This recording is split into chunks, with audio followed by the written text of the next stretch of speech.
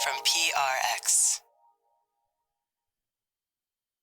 Friends beyond the binary, ladies and gentlemen, boys and girls, Bluths and Roys and Bluths, whether you're Wamsgan, how do you say that? Wamsgan? I don't know. If you wonder what Wams something is, or you're wondering what it is I'm talking about, you're in the right place. This is Sleep With Me. It's a podcast that's a bit confusing, a bit different.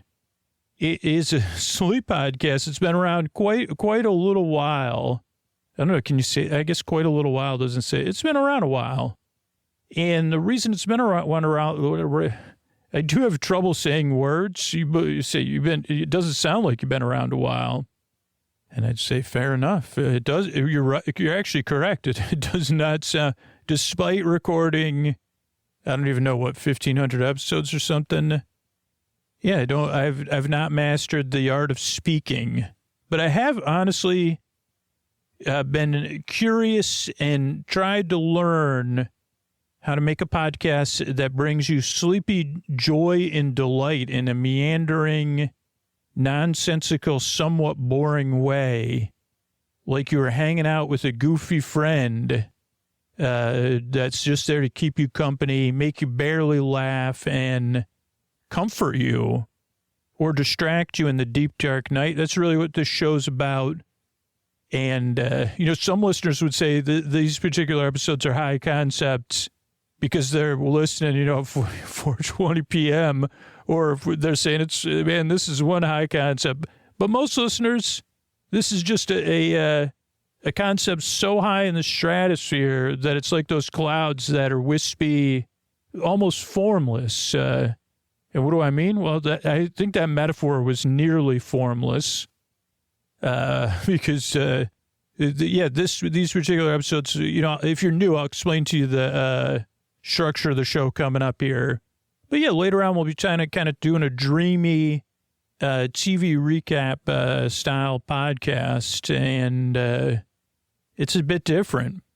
But it's also a podcast that you don't have to listen to, but you could listen to. So I'm glad you're here. Whether you're new, whether you're a person that comes from time to time when you need this show, or you're a regular listener, I'm always glad you're here. Really working hard. And I love making the show. I really do. So I think I had one more thing. Oh, structures. So coming up as support, that's really only for the people that listen night after night whose lives are changed by the podcast. I mean, you could always support the show. It's great. And then, but if you're new, you're not in a position to do so. You only listen once in a while. We're here. We're here to support you too. Then after the support will be a long meandering intro meant to ease you into bedtime, and then later on we'll have a succession of restful developments, or I guess that's the series of episodes. But yeah, it'll be a succession because I think there's usually 3 segments in this show. So I'm glad you're here. I work really hard at Your Night Strive. I really hope I can help you fall asleep. And if this podcast does make your life better, particularly it makes your life better 4, 5, 6 nights a week, we really could use your help, either through one of these sponsors or directly. So this message is coming your way. Thanks. All right, everybody, it's time to talk about tonight's sponsor, Helix Sleep. And I think it's time for you to take that Helix quiz. All you do is go to helixsleep.com/sleep. Take the quiz, and you'll get matched with a mattress that fits your sleep preferences, your sleep needs. What's going to help you get a good night's sleep? Because I can tell you from experience, I've spent all winter long snuggled in my Helix. I was so comfortable. I got to tell you, I love my Helix. And if you've been listening to this podcast on a regular basis, Helix is the sponsor we've had the longest relationship with, because everybody deserves a mattress that feels comfortable to them, that helps them sleep. And maybe that's you. I don't know. Does your mattress do that for you? Well, that's why we work with Helix, because the Helix quiz matches you with the perfect mattress based on your personal preferences and sleep needs. It makes buying a mattress easy. Helix is award-winning, the most awarded mattress brand, tested and reviewed by experts like Forbes and Wired. There's free shipping and seamless delivery. Helix delivers a mattress right to your door with free shipping in the U.S. And there's the Happy with Helix guarantee. Rest easy with seamless returns and exchanges. The Happy with Helix guarantee offers a risk-free, customer-first experience designed to ensure you're completely satisfied with your new mattress. So get over there. I don't know what you're waiting for, honestly. You deserve a new bed. And you deserve seeing what Helix has in store for you. So go to helixsleep.com/sleep to see the latest offers for Sleep With Me listeners. That's helixsleep.com/sleep. Make sure you enter our show name after checkout so they know we sent you. helixsleep.com/sleep. Thanks, everybody. Hey, everybody, this is Scoots running through why people support the show. And maybe you're maybe you're similar to this person, right? So put yourself in their shoes, because maybe you're the person I'm counting on tonight. The show's counting on. And you're saying, yeah, I think Scooter has been trying to get through to me. I've been putting off supporting the show for a few years, but maybe I am the one. Because I remember what my bedtime was like, what the deep, dark night was like before Sleep With Me. I'll never forget what my bedtime was like before this show. And I don't want to go back there. It's finally sunk in that this show needs people like me to support the show back to exist. If I don't support the show or someone else doesn't support it for me, the podcast will be gone. So I'm going to go right now to sleepwithmepodcast.com/plus and sign up and support the show. So I don't have to worry about that. And as soon as they do, I'll set up the bonus content later, but I'll support the show right now in this moment. sleepwithmepodcast.com/plus. And then they feel this relief. Now I don't got to worry about it. Now I got access to all this great bonus content, ad-free episodes, story-only episodes. But my $60, my $120, my $7 a month has changed the entire future of the podcast for me and everybody else. Wow, that's relieving. So thank you to all the people that do that. And thank you for considering it tonight. Oh, Mystery Bard, a lot of people help out on the show. Who are they? Posty poster son sounds like an earful. Wrote the theme song. Carl W. the legend. Also Ashley, Kenny, Scotty, Jennifer. Eric and the team at Astound are on the website. I am the Mystery Bard. I do the lullabies, yeah. I do commissions at jonathanmann.net. I'll write a song for you. Any reason at all. You can tell me the story and I'll make it personal. You see the kindness shine straight on through when the listeners form their own Facebook group. Keith, Stacy, Sarah, Julie, and Jennifer. These are your moderators. Get support, dear Scooter, on Patreon. Buy the merch and support the sponsors. You can find anything you want at sleepwithmepodcast.com. And we're so proud that we could dance. Rusty Biscuit, Lois, Anna like banana. Leah does the transcripts. Thanks, Mr. Bard. If you some of these messages rang true for you, but you're not in a position to financially support the show, let people know about the podcast. Give them your honest experience with the show, how you discovered it, how you like to listen, and how it helps. Spread the word, and let me know about it so I can say thanks. Send me a message through our website or on social media. That's a huge, huge way to help the show. You could still be a part of this thing and helping us keep it going just by letting somebody else know about the podcast. Thanks, and what do you say we get on with the show? Hey, are you up all night tossing, turning, mind racing, trouble getting to sleep, trouble staying asleep? Well, welcome. This is Sleep With Me, the podcast that puts you to sleep. We do it with a bedtime story. All you need to do is get in bed, turn out the lights, and press play. I'm going to do the rest.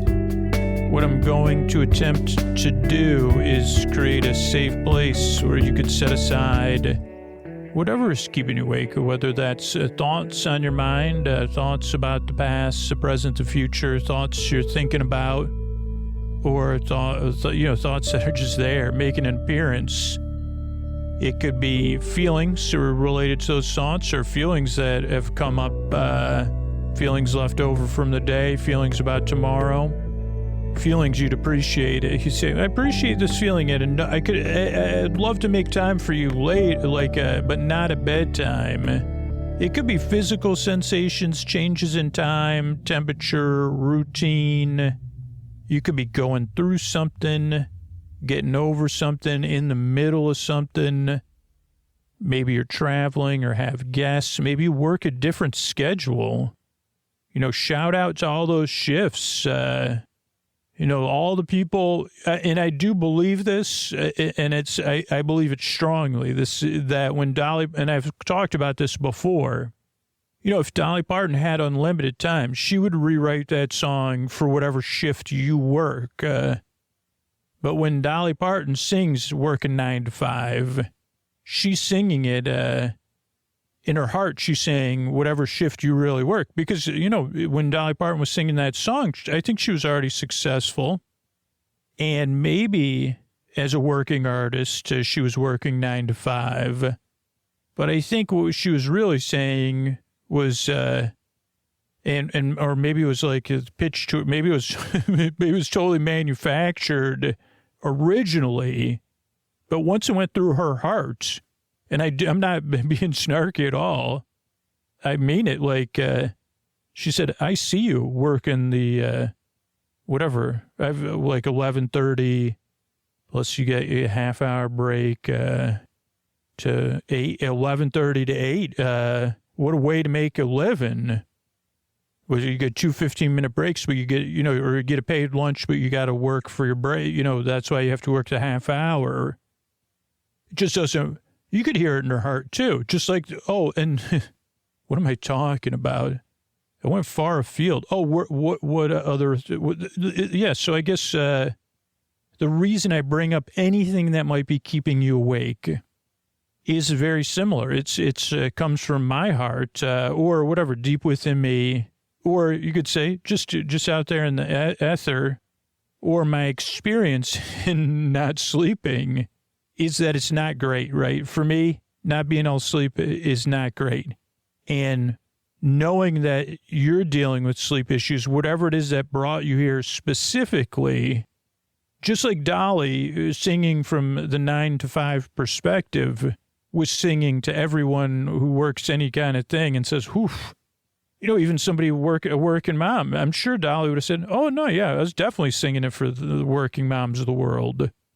Or the working parents of the world, or people working just to raise children, or whatever it is, the students, I guess I could go on that's why I do this job. But when I talk about sleep, I know what it's like for me. I know what it's like for a lot of listeners I've heard from.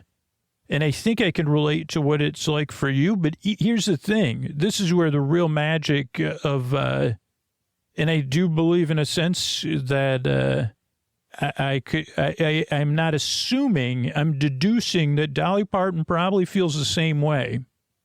Or if she already knows this, that somewhere out there, listening to the show right now, this part Dolly doesn't know about, but she knows about the bigger point I'm going to make is that someone is listening right now that really does get where you're at, that really does understand, whatever it is that brought you to the show and what it really feels like for you.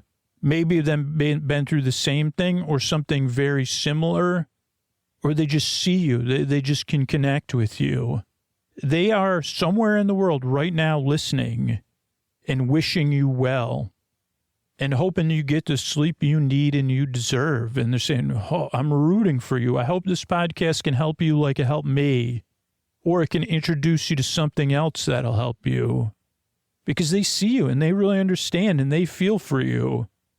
And I feel for you too. Maybe I can't connect as deeply as this other person, this other listener can. But the thing is, we're all connected here in an indirect sense in the deep, dark night. Just like anybody that works is connected to Dolly Parton in a sense. But in a real sense, I mean, right? How come that song's not called an anthem? I mean, maybe I should listen to barely get, what a way to make a living, something, all taken and no given. So Yeah, I mean, how come that song's not an anthem for working, you say? I guess maybe I should get, I guess I do have a copy of a single of it. So yeah, I should go and listen to the lyrics before I say, how come this isn't an anthem for our times? I mean, bore myself a cup of ambition. Yeah, I guess maybe I should be like, maybe I should noodle on that later. You're right, brain.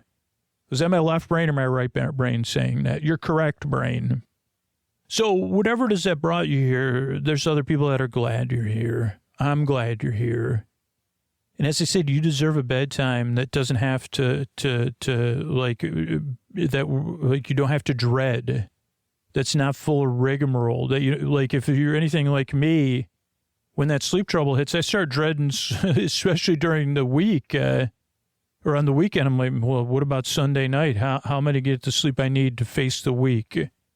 And to be available working and present in my life. And that's what I want. I'd love to be a small part of that for you so that your life is better tomorrow. Your life is more manageable. And eventually, and again, I do believe this is true, just like Dolly Parton would want you out in the world flourishing. And maybe that's more powerful, right? Because she's a bit bigger deal than me. And she's actually more... she's got I have a little bit different energy than Dolly Parton. Her energy is a little bit more bright and joyous. But she wants you to be out there in the world flourishing. So do I. That means our world's a better place when you're in the world flourishing, and we could use that. So that's why I make the show, and it is the show's a bit different, right? I send my voice across the deep dark night. I use lulling, soothing, creaky dulcet tones, pointless meanders, and superfluous tangents. So I'd go off topic, I'd get mixed up, forget what I was talking about, I have filler words, then I go on multiple tangents or pointless meanders. I don't think you could call a Dolly Parton tangent pointless, but you could call it superfluous. I mean, that would be, you could do that. I don't know if I would. I mean, you could say anything involving Dolly is superfluid. Maybe you could say it's superfluid, but that may not be correct. But, you say, well, I still used super and fluous. Okay, so my voice is not traditionally soothing. The show is kind of a bit disconnected, but it does have a nice flow to it for the people it works for. And if you're new or you're questioning this show, like whatever it is that brought you here, and you say, what is going on here? That is a very common reaction. When most people get here, they're skeptical, they're doubtful, they're frustrated. They had an expectation of something a little bit more reasonable or straightforward. You say a bedtime podcast. This must be like, right? You fill in the blanks. You probably had some reasonable expectation. This show, it does defy expectations. I guess inadvertently, do I inadvertently defy expectations? Listeners, let me know.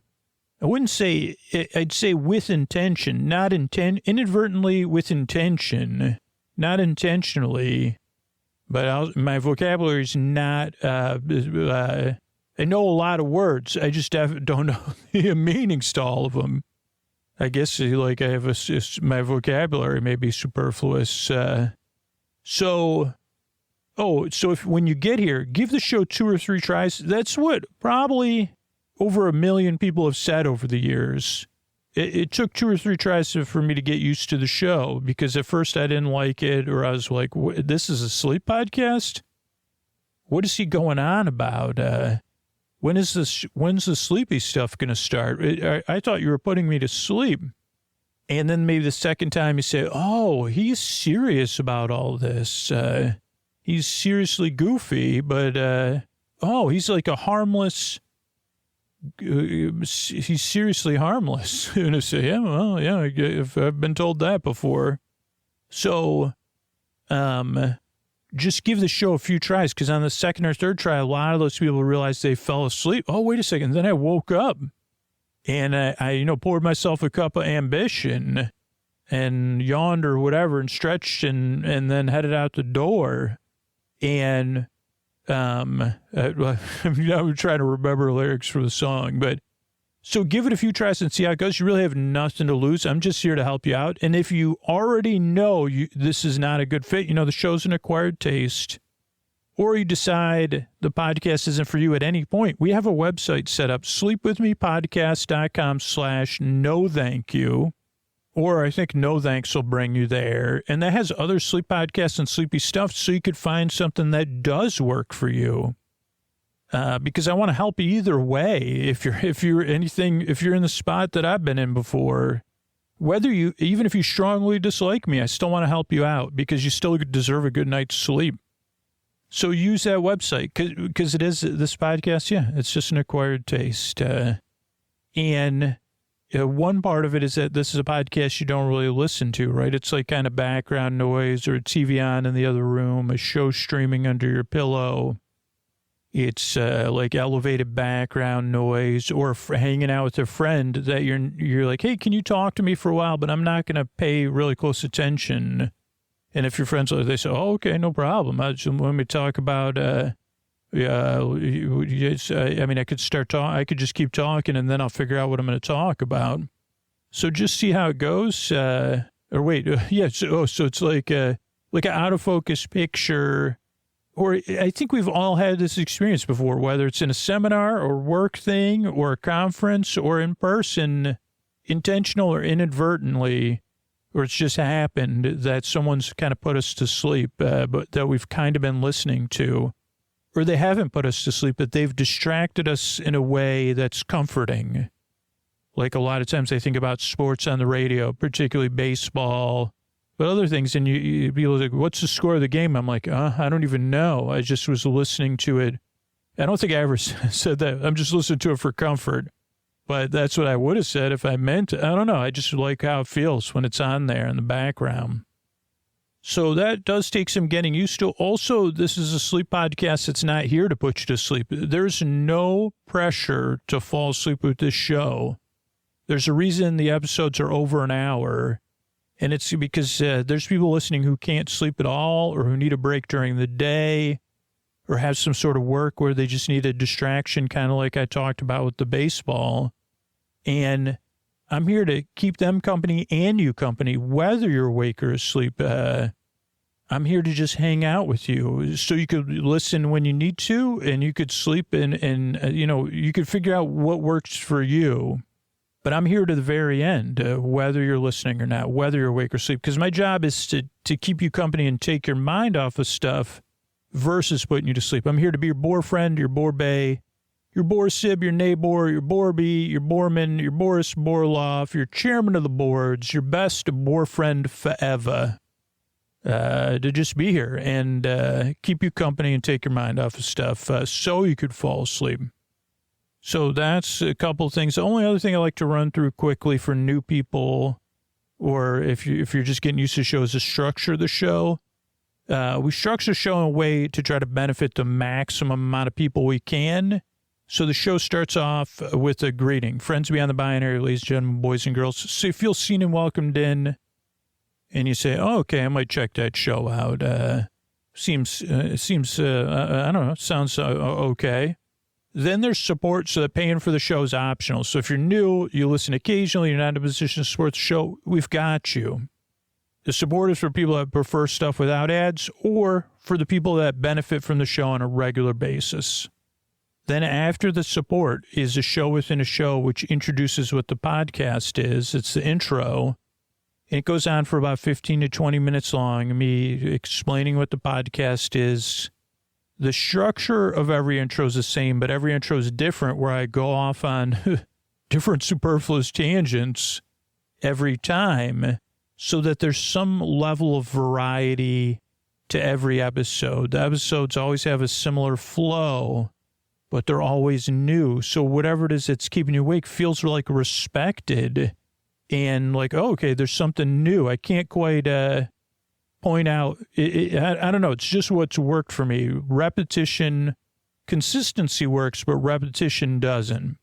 Reassurance works, but otherwise I'm like, oh, the bird, that owl's gonna like hoot again at 41 minutes. I don't know, that's just the way my sleeplessness works. So that's why every intro is new.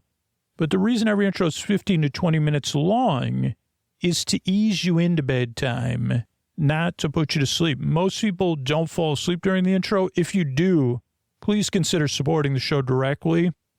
And if you don't like the intros, we have story-only versions of every episode on Sleep With Me Plus and a podcast that's listener ad-supported that's available everywhere called Bedtime Stories from Sleep With Me.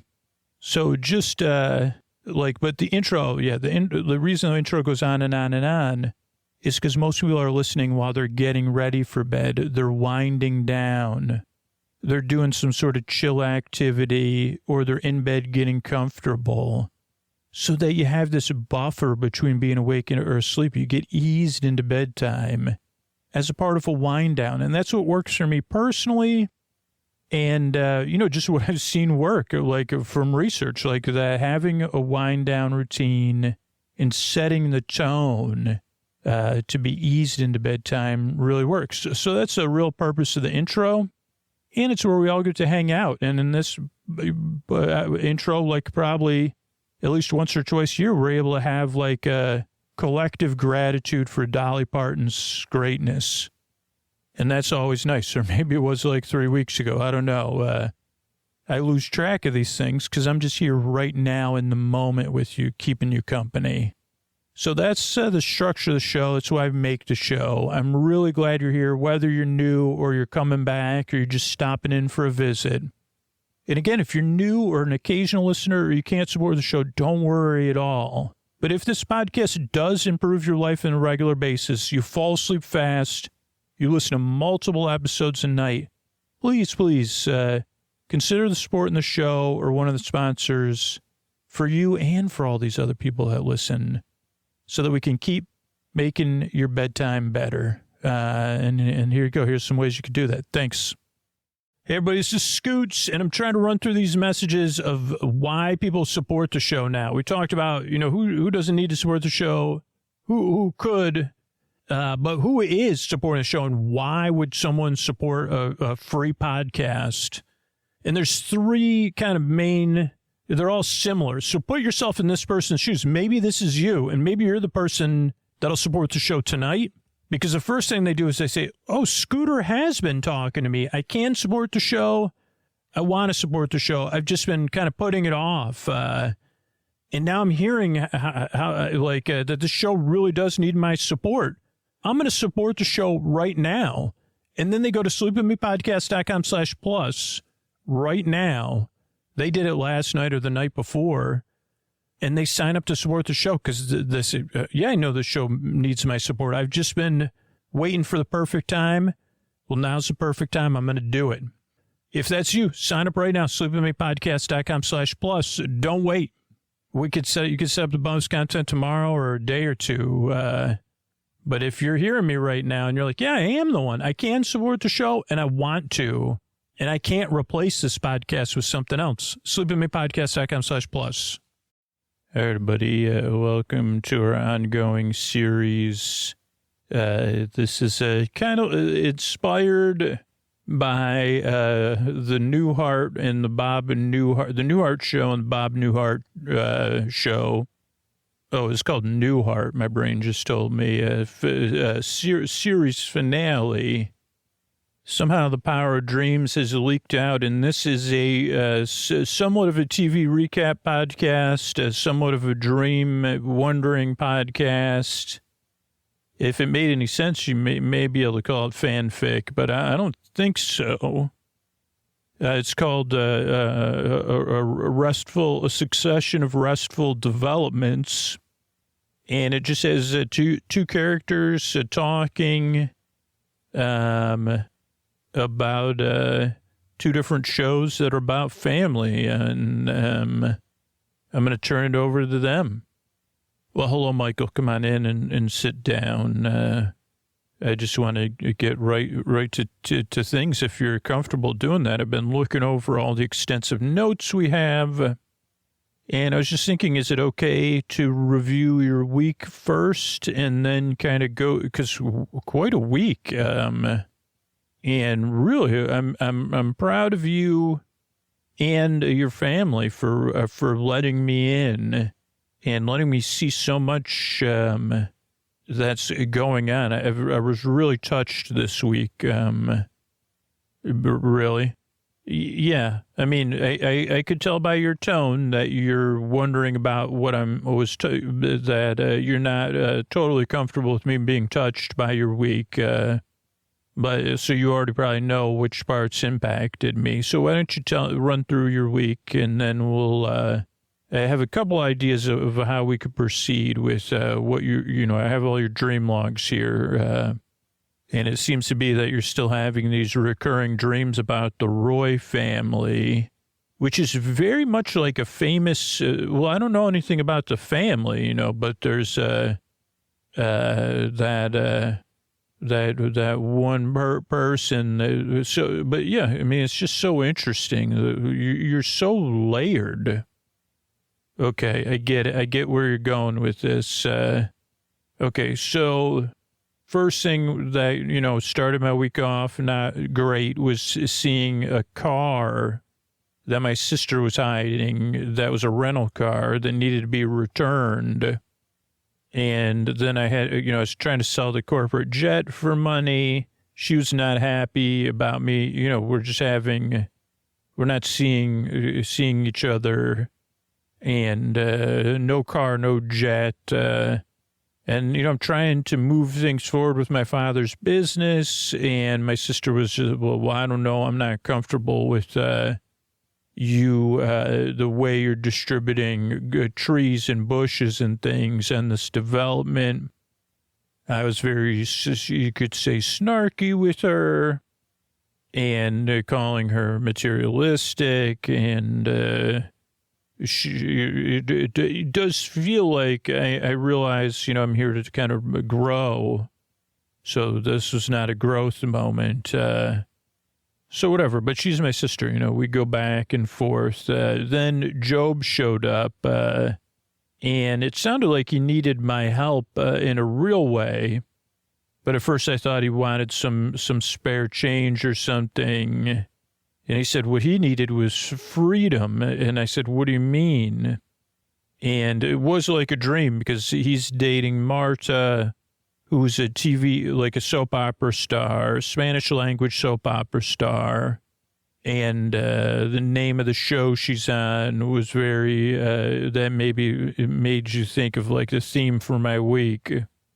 Now, I'd never met Marta before. So someone that would date Job, I feel like I couldn't understand that. So I guess was holding a lot of assumptions about her.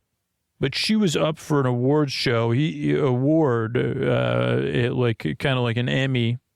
And then I think he was making jokes about Tom Hanks. I said, wait a second, buddy. And Rita Wilson. And, I know from the interviews, at least you let me see everything my family wrote. Some really insightful things that touched me. But, they call them Desi's, the award. And she was nominated. And I was like, I can't believe you have a woman that believes in you. I was judging Job. And a little bit, I guess, competitive with him. Because I said, well, at least you have someone that really appreciates you. And, family's the most important thing. But then, of course, Mom shows up. We tried to hide from her. Then Job wanted something. So then he tells me he did want to borrow money. So then he told Mom where I was. She wanted tickets. She also wants to attend the awards. She's competing with another Lucille, who also is a Liza Minnelli impersonator, which is always interesting. She never, I guess, I don't think it's Liza Minnelli, but it could be. And my mom's very competitive with her. Buster's there. He needs me to tie his tie. And I'm trying to say, Buster, maybe you should spend less time with Mom. And I guess, I'm getting involved in everybody's relationships. So maybe you should be dating someone, Buster. And then Mom's like, when have you gone on a date with anybody? Then I was successful at selling the jet, but I also got a kind of a vehicle that Lindsay could use or anybody at the family could use with the stairs to the jet, though nobody really wants to use it. Then there was someone named Johnny. Who's Johnny? Not number 5 Johnny, but Johnny. He was also protective of the bushes. He was like a lover of bushes. So he had an exception to our family's relocating bushes. And then my sister's like, okay, well, I'll go talk to him. But I think she was more doing it to show me that she was not going to take my side. Then I saw Job's interview. It was supposed to be Marta's interview with Job as a member of the family. And she was even talking about families forever. And then Job stood up and said, I have an announcement. I'm going to go visit my father. We're going to go to one of those rooms, get out of those rooms together, and I'm going to get out of that room. And Job was trying to hide a key, like use a hide a key to hide a key in the room, so he didn't actually have to deduce any of the puzzles to get out of the room. So Job and my father went to this get out of the room thing. Though Job was also, I'm sure this is one of the things that touched you. Job was hoping him and my father would work through the puzzles together. But my father brought his friends from the dormitory he's living in. And he was teaching them, okay, the first thing you want to do, is take a look, pause and look around the room. And then you want to talk about what you're seeing, look for anything. And Job's like, how come you always told me these were individual? You never wanted to do this with me. Also, Job hid the key and forgot, hid the hide a key and forgot where he hid the hide a key. Then Lindsay goes and meets with Johnny, the lover of bushes, and says, I'll help you. And then Maybe and George Michael are going back and forth. Maybe wants to rebel against her mom. George Michael wants to support Maybe.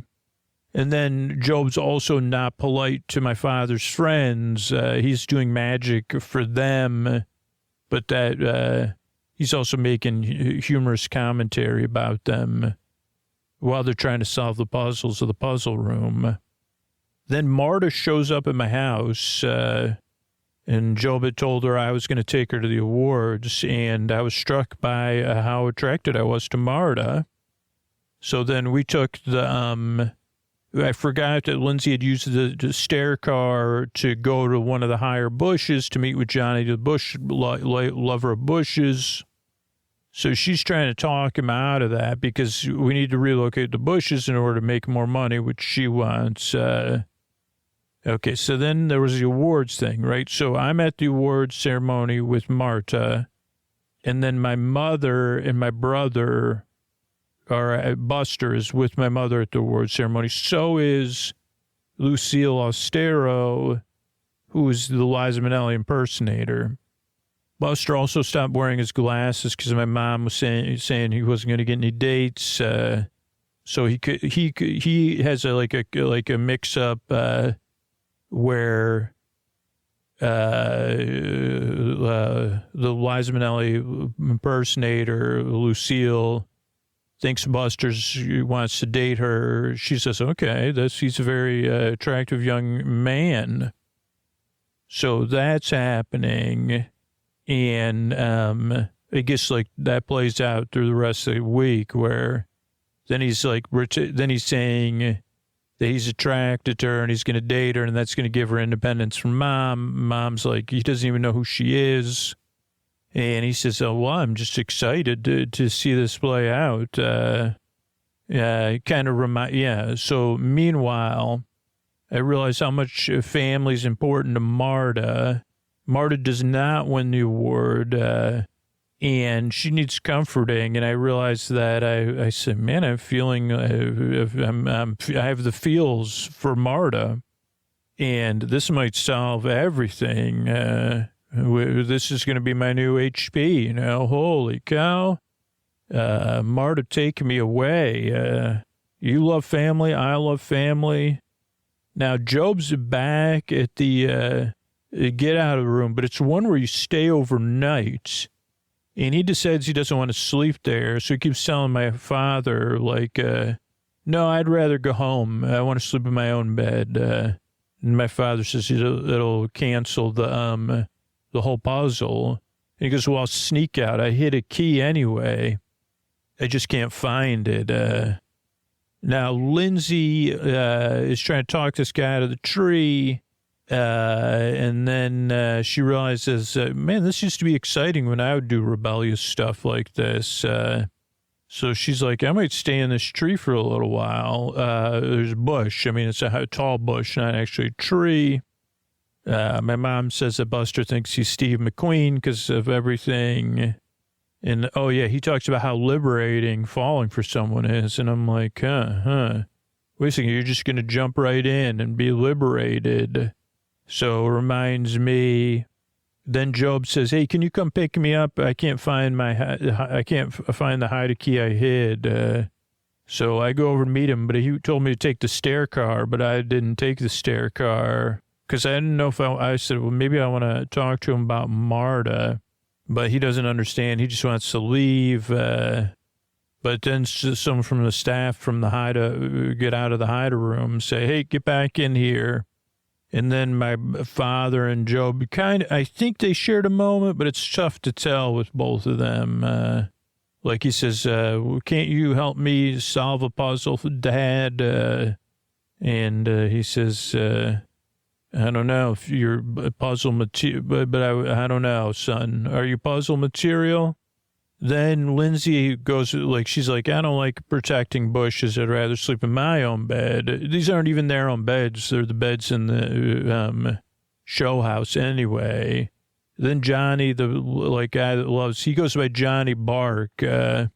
He's also caught up in that. He says, Lindsay, I think we have something together. And she goes, no, we don't. And meanwhile, while he's out of the bushes, he's like out of the bushes because he was waiting for Lindsay to wake up. They relocate the bushes. Then Job and my father actually work on a puzzle together, solving a puzzle together.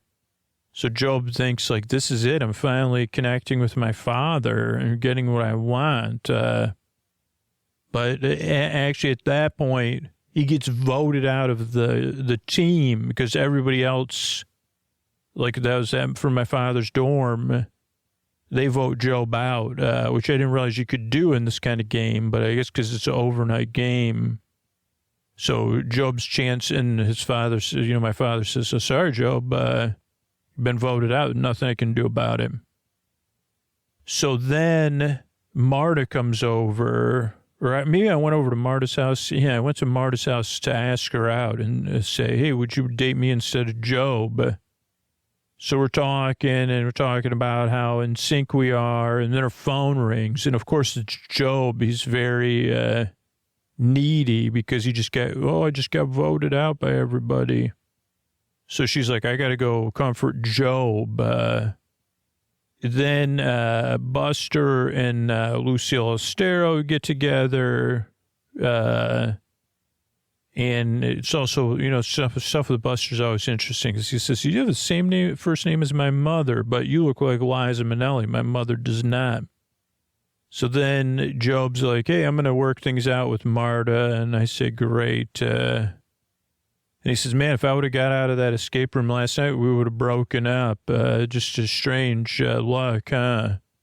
And I say, yeah, that's great. And then Marta even says to Job, we're a family now. And I don't think Job's happy about that, but whatever. It's just I don't know. Yeah, so I went, you were touched by the fact that Job tried to connect with my father, and I tried to connect with Job's girlfriend, or I was vulnerable with her, huh? And yeah, we thought about what could happen next, with our thing. So yeah, that was what my week was like. Okay, that's very good. That's very, very good. Now I was thinking if this is okay, I wanted to kind of run through some symbols from your dreams before we get too deep into this, or we could talk about the themes of your dream. But how about we talk about just some of the symbols first and what myself and my assistant came up with, and then run through? Is that okay? Yeah, sure.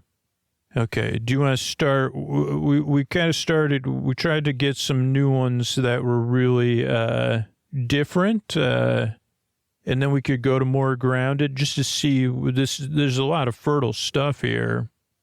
And it reminds me of the musical, the song Lifeboats. That was the first thing that Kendall in your dream is talking about, lifeboats. And I guess in an interesting way, thinking it's a powerful metaphor is also very telling, right? That Kendall thinks that he's just not good at corporate leading metaphors. But I mean, who is? But the idea of like thousands or hundreds of lifeboats or even tens of lifeboats, I really love that song from the musical Heathers. I do too. Well, that's great. So there was like a lot of water from Aquarius. So the multiplicity also kind of connects it to Saturn. So Aquarius and Saturn.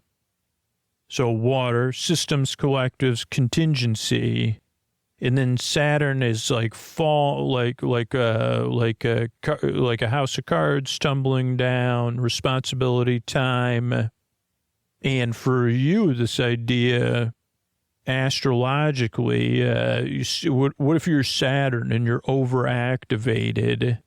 And then you're also getting this Aquarius energy where there's overproduction of water. And does that hold anything to true? Like, that would not be good for anybody, is what I guess the dream is saying. I don't know. Okay, then how about this one? This is this is a little bit related to Buster and your mom too.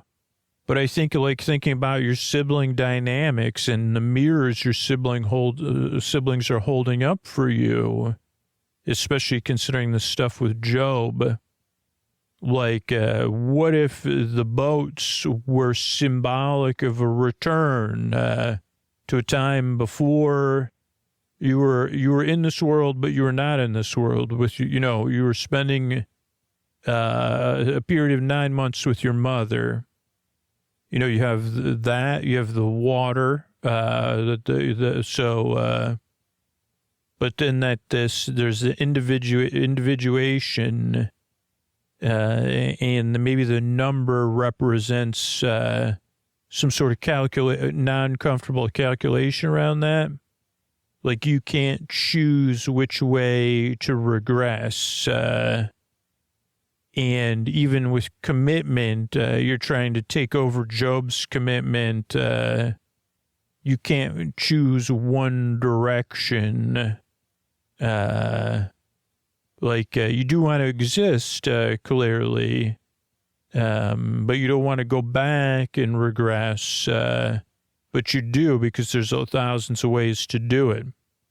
Now, if we look at, I do work with an artificial, based intelligence, and they like to say, okay, so what if you're an NPC or this is some sort of simulation, and those are backups or file saves or resaves, redundant continuations, respawn points, but suddenly you're waking within that and saying, I'm not sure about the timeline of this situation or this game. Am I an NPC that's gained consciousness? What is this game I'm in? Or maybe you want to split up and be every NPC. But it comes down to the fact that you have to choose your identity and a singular existence. Okay. Yeah, maybe we'll do some more grounded ones. But the 5-star or luxury hotel room, your dream, your sister meets her ex there, And while they don't have any, there's a definite energy to that, while it's not acted upon. Like this could be related to the ascendance of Leo. So there's a Leo energy, visibility, performance, status, but you're being admired, but you're not actually grounded. It could also be very similar to this stuff, this 9-month stuff with your mother and Buster, in a sense, that there's this wanting to return to the lifeboat, but also this idealized maternal approval you're seeking. And maybe you're seeking out some sort of shortcut to comforting and nurturing, but you don't want any obligation or true intimacy. I guess maybe that plays out your choices with your brothers, with Marta. Then there's also the idea, now what if you are being transported to another world, right? And you think you're in so your dream is representing or bringing you to awareness that the hotel room is only an illusion, and you're on a journey in a flying saucer, for example, and you're the luxury of the hotel is a distraction from that. But we also, and maybe you don't even know, are you going somewhere or are you being returned somewhere? I'm sorry, are you saying that there's a chance that my dream is trying to alert me that I'm in something like a simulation? I mean, I could be like, or that I might be an NPC. No, that you're mixing all the dreams together, the interpretations together. But I could be an NPC on a flying saucer. No, those are two different things. I mean, you could be, but I mean, yeah, I guess you could be. Okay, well, let's just cover the dog bags. I thought that was very interesting. Not just, I mean, for me, and my sister might have a different take. These are more out there ideas, but here's the whole Tom and Greg relationship and how Tom treats Greg. But also, I think it was a positive that in the dream, Greg is kind of being improvisational and trying to do his best, though also a little bit detached from social norms, or maybe that he should have been doing it with a little bit more caution. But yeah, so what if it's related to unlucky Virgo, that you're in a need to clean, like you're cleaning, but you're unlucky, over maintenance. Okay, that doesn't, okay, yeah, you're right, it doesn't, what if it's some sort of, the bag represents repression, but what goes in the bag represents you over exerting your boundaries, like this week, over managing your family, a little aggression via snark. But your desire to keep that contained, like you're having trouble managing your strong feelings towards your siblings. And maybe the bag is symbolic of, I don't know, why would you put food in that bag? Okay. Then there's the part of the dreams this week with Stewie and Kendall and having espresso and Coca-Cola, right? So what if that's like an Aries and Mars thing and a surging? Mars is unintegrated. Actions replaced direction. I mean, I think that we could say that in the dream with Kendall. And speed without aim. Okay. But it was kind of necessary, don't you think? Yeah, it could be. What about an artificial, like attraction, with this is with the espresso and the Coca-Cola drinking. Like maybe this is a stretch, but what if Freud would say that's a little bit of displacement of your desires, using drinking a lot of espresso, and that your ambition in an artificial way is replacing true intimacy. And I mean, I don't know. Do you feel like that's connected to stuff with your brothers and Marta? Listen, Marta, I get what you're saying, but it wasn't like I sought Marta out. Marta, arrived, and then I noticed Marta. Then I listened to Marta and her values.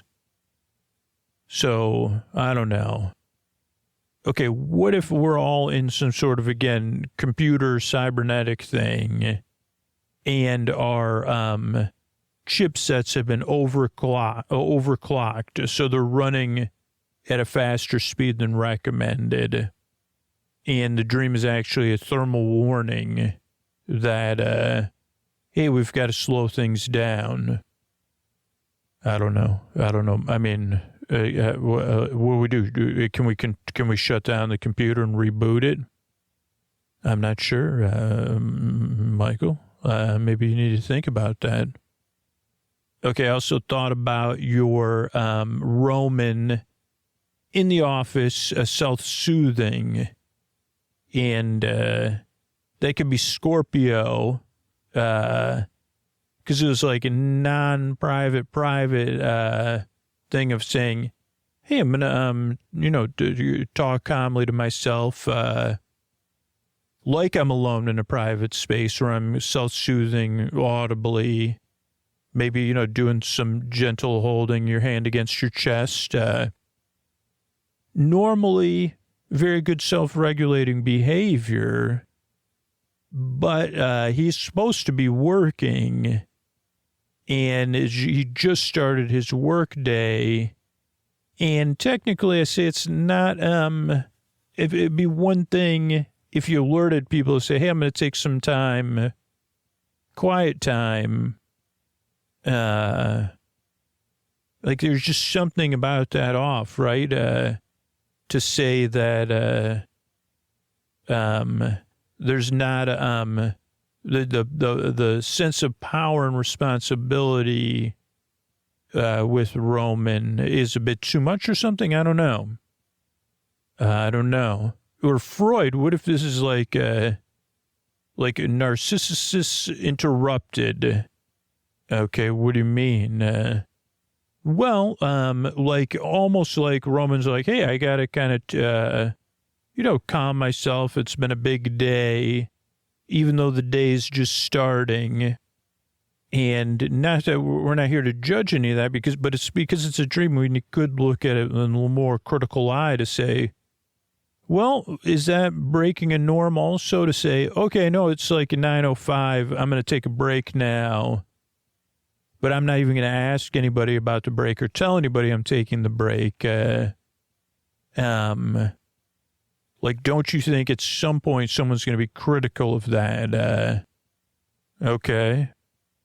Okay, what about if it's monastic dream theory? Okay, I have no idea what that even is.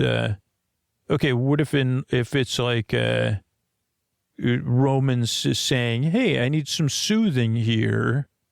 But my mind is telling me I need to focus on work, like an internal schism. Okay. But, I'm just thinking about your week, Okay. What else do you have? Okay. I was thinking about the closure versus rekindling thing with Kendall and Rava.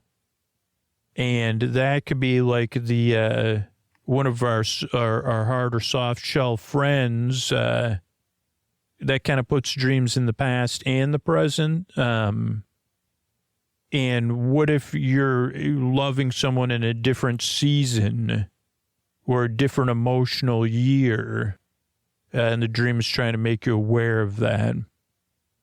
Okay. A little too close to home for my opinion. Okay. Okay, what if like like a, you know, out there interpretation of Freudian, that you're trying to undo loss instead of having, like, letting it play out in a natural, organic way. Like, your Kendall's like trying to stop his loss and change almost. And he's almost viewing the last connection as a protest, or it could be temporal. Like, what if there's asynchronous timelines, and that's just an echo from your past relationships? It could be that. Like, do you feel like you're in some sort of asynchronous timeline? I don't know. Okay, so do you want to talk about, I got a little mixed up there, but I was thinking we could go into more symbols, or we could talk about who in your dreams do you identify with the most? What do you mean? I mean, I know what you mean, but what do you mean? Well, for example, there's Kendall, of course, and I think we kind of touched on that. Kendall's big moment, and then he calls Rava for reassurance and direction, and is oblivious to her and her needs and the fact she's parenting. But Kendall is having needs too. Maybe parallel to the kids. Then the big meeting, and, you know, everything happening behind the scenes and all those expectations. And then, you know, the meeting kind of being a little bit confusing. Then Kendall and Stewie, and kind of Kendall being vulnerable there, you know, and saying, Stewie, like, can you help me, Stewie? I think, like, he kind of pitches it in a way. Do you ever feel like like Kendall in that situation? I mean, I dream of being, I mean, I do identify, yes, I feel what you're saying, but I would also dream of having a Stewie, even if Stewie, as with later in the dream with Greg, was not being my friend, or totally my friend, taking things off my hands or swooping in. Like, I could really use a Stewie right now. I mean, he does sound very charming in your dreams, and yeah. Then there's Roman in your dream, and Roman just doesn't seem very serious, but it's hard to tell. It was just hard to, I couldn't quite understand that part of your dream. I mean, I could understand it, but okay, what else? Okay, so then we have like Shiv versus Marsha holding her ground, and then Shiv's ex, and kind of seeing like flirtatious behavior, but it wasn't acted upon.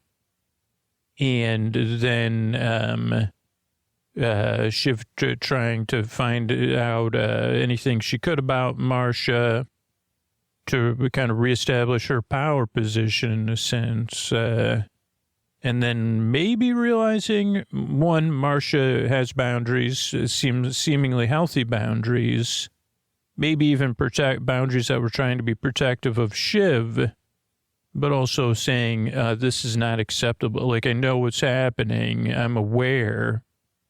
So maybe that's something to think about over the coming weeks, is like, who's your Marsha?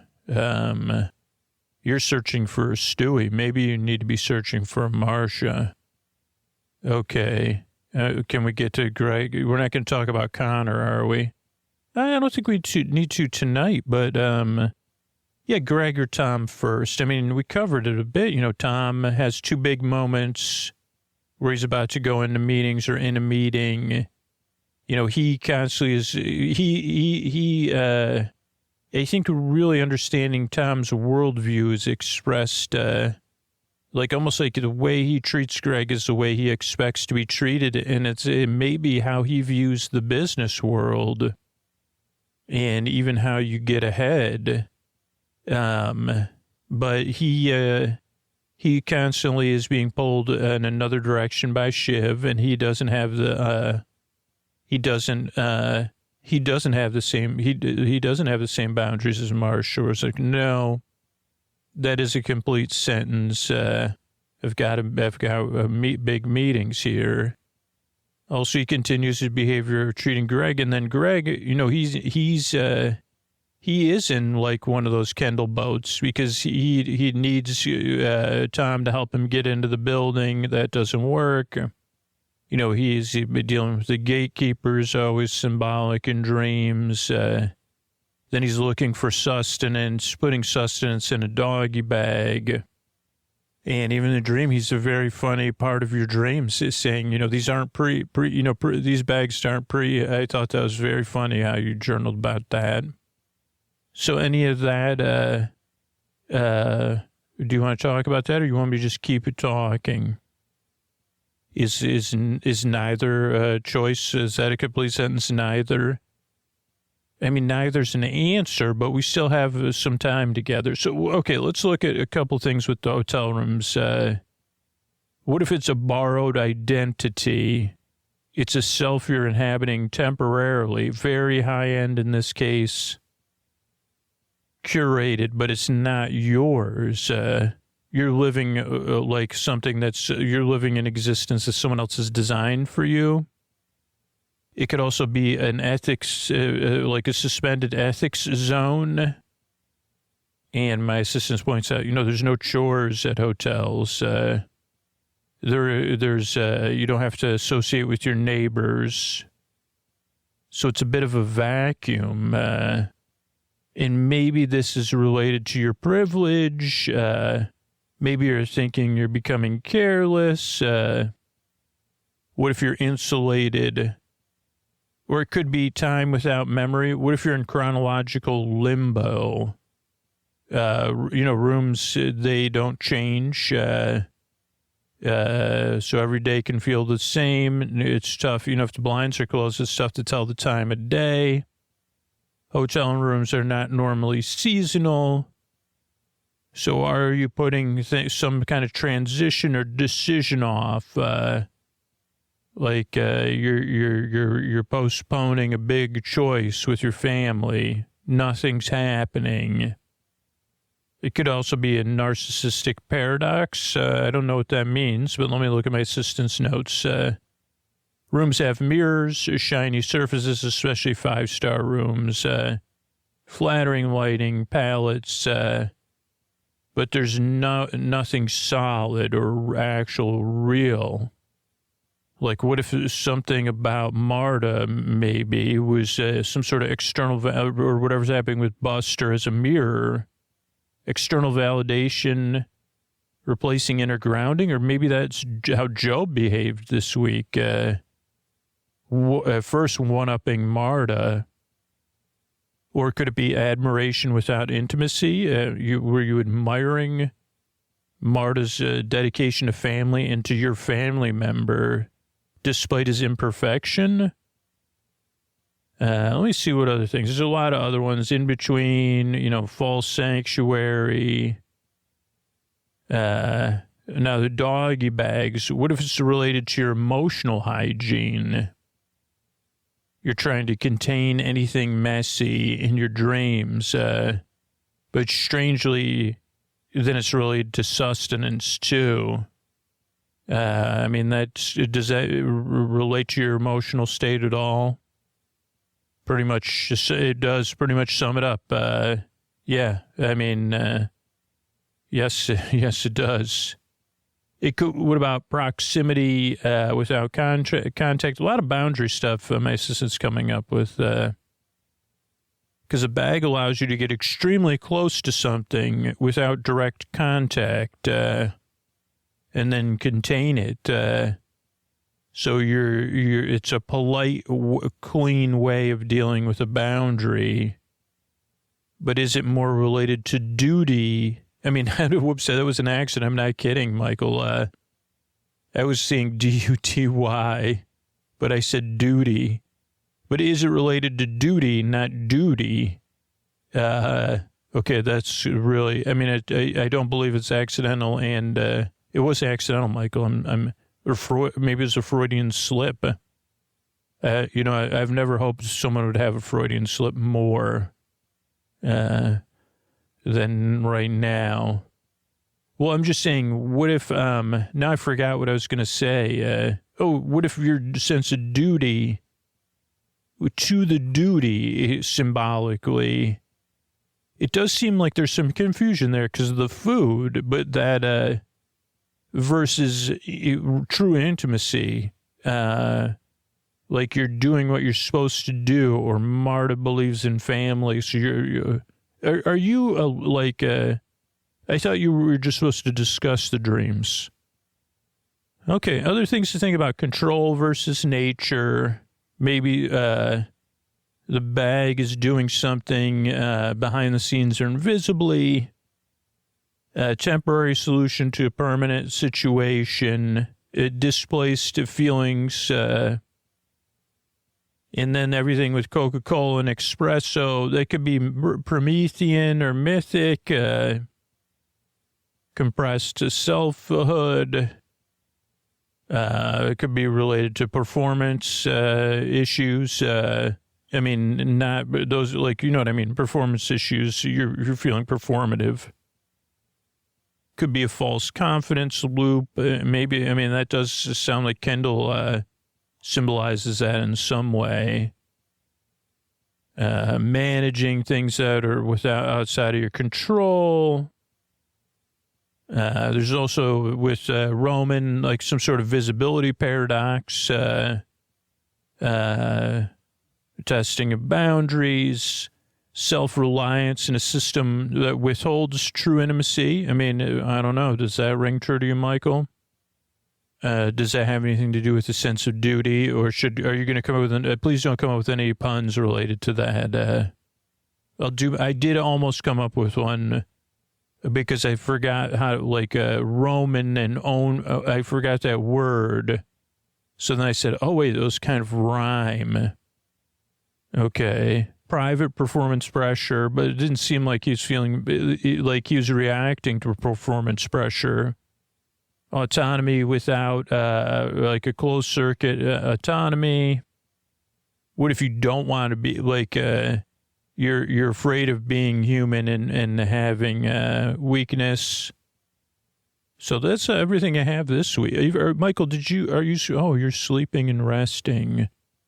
Well, Michael, I hope you dream of that your Marta dreams lead you to someone, at least in these dreams, like Marcia, who's, we're not sure why she's gatekeeping, but she is keeping a gate, and it does seem like at least part of it is her own healthy boundaries, her own preferences and needs, and maybe a very nurturing, mothering instinct. We can't be sure about that, but at least it seems lately that you're looking for some of those things, and maybe your family members are either looking or realizing it. So I do hope you dream deeply tonight, Michael, and everyone out there, and rest well, and remember what Emma Otter always says, all will be well. Good night. All right, buddy, this is Scoots with a tuck you in message about, I've been asking people when they sign up to support the show, why? Like, what is the biggest reason someone supports the show? So I don't know if you want to do this. You could put yourself in their shoes. I'm going to walk you through what some people have said, the kind of recurring themes. And maybe if you put yourself in their shoes, maybe you're the one tonight that'll support the show. So here's how it goes normally. This is the most popular kind of response. First they say, yeah, no, Scooter was talking to me. I am the one who can support the show and who wants to. I've just been putting it off or thinking someone else is going to do it or tuning it out. But yeah, I'm the one. And I remember what my life was like, what my bedtime was like before I found Sleep With Me. I remember that, and I didn't like it, and I don't want to go back to that. And I know, just like Scooter says, the show can't exist unless people like me support it. If I don't support it, or someone doesn't support it for me, the show won't be here. And I don't want that either. And then what they always do, and they tell me about this, the people that actually have been signed up lately, they go right now. So if this is you, go to sleepwithmepodcast.com/plus right now and sign up, and then worry about the bonus content tomorrow. Because if you put it off, you will put it off for years. But as soon as you sign up, you could have that relief. You see, I'm a part of this now. I'm a part of what's keeping this show going. I'm a part of this bedtime relief for me. Now I don't got to worry about whether the show's going to be around or not. And for other people, too. And that feels pretty nice. A lot better than what it used to be like. So thanks. Thanks for supporting the show. And when you sign up, you get a video from me saying just that. The second one kind of goes very similarly. And it does take hearing me ask 30, 40, 50 times that suddenly something clicks and it's like, man, this show, Scooters really needs some support here. I didn't realize it just clicks at some point. This podcast needs people to support it to exist. And I am so happy this is in the world. It changed my relationship with sleep like nothing else had. There's not something that could replace this. And if Scooter stopped narrating the show or making the show, I would really miss him. Even if it was somebody else or a different company making the podcast, I would miss this version of Sleep With Me if it was gone a lot. Because I like it. I love it. And it makes my life better. I really enjoy it. And I don't want to go without it. And I do know now it needs my support right now. And then right now, maybe you're the one. They go to sleepwithmepodcast.com/plus. They sign up. They set up the bonus content a day or two from now when I send out the follow-up welcome video and stuff like that. But then they're like, wow, I get a video from Scoots when I sign up. Man, maybe now I feel closer to this show. I feel really good because I've done my part. I don't got to worry about it anymore. I was putting it off. I put it off for 3-4 years. That's a common refrain lately. And I'm glad it clicked, and I'm glad to be a part of this thing. So if that's you, I hope it is. You can support the show. You're in a position to, and you will right now because you'll miss it if it's gone. Don't wait. sleepwithmepodcast.com/plus. And the next one kind of looks something like, okay, put yourself in this person's shoes. Maybe this is you. Maybe you only use the show when you need it, or maybe you use the show pretty often, but you're like, finally, I found something that makes my relationship with bedtime better. I tried all this other stuff. I paid for a lot of stuff, but Sleep With Me has made my nights better, and therefore my days are better. And I don't want to go back to what it was like before the show was a part of my life.